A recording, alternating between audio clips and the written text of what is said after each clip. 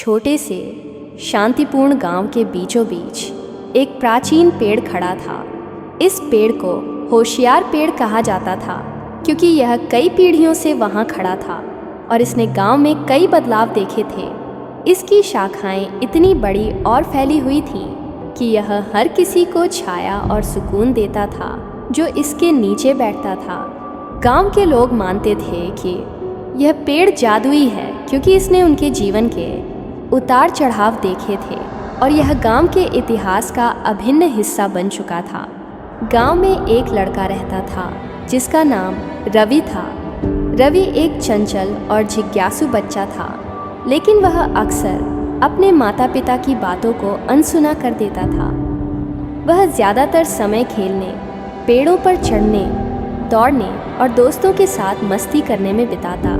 जब उसके पिता उसे कोई काम करने के लिए कहते, जैसे कि पानी लाना या घर के कामों में मदद करना, तो रवि बहाने बनाकर खेलने चला जाता।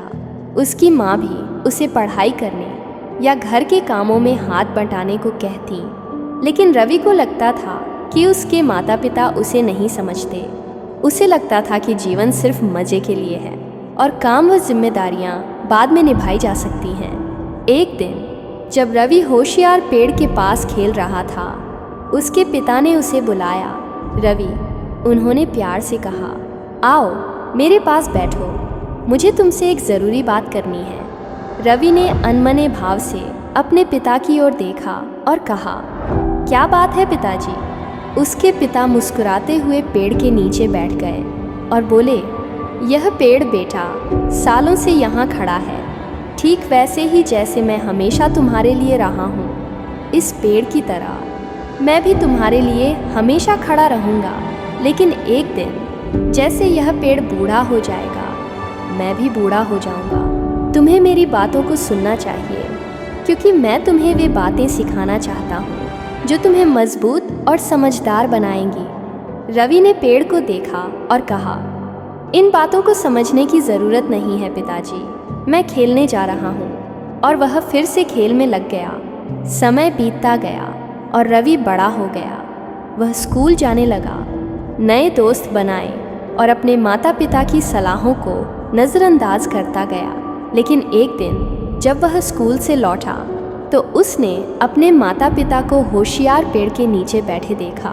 अब पेड़ वैसा विशाल नहीं रह गया था। इसकी शाखाएं कमज़ोर हो गई थीं और पत्ते पीले पड़ गए थे। पेड़ की हालत बहुत खराब हो चुकी थी। पिताजी, यह पेड़ इतना कमज़ोर और थका थका क्यों लग रहा है? रवि ने पूछा। उसके पिता मुस्कुराकर बोले, बेटा, यह पेड़ हमारी तरह है। जब तुम छोटे थे यह पेड़ मजबूत और ऊंचा था क्योंकि लोग इसकी देखभाल करते थे और इसका सम्मान करते थे। अब यह कमज़ोर हो गया है क्योंकि लोग इसे नज़रअंदाज करने लगे हैं। इस पेड़ की तरह तुम्हें भी अपने माता पिता का सम्मान करना चाहिए। रवि को अपनी गलती का एहसास हुआ कि उसने अपने माता पिता की कद्र नहीं की और अब वे दोनों बूढ़े हो चुके थे। सीख, अपने माता पिता का सम्मान करो, वे तुम्हारा सम्मान करेंगे। जिस तरह तुम अपने माता पिता के साथ व्यवहार करोगे, वैसे ही तुम्हारे बच्चे तुम्हारे साथ व्यवहार करेंगे।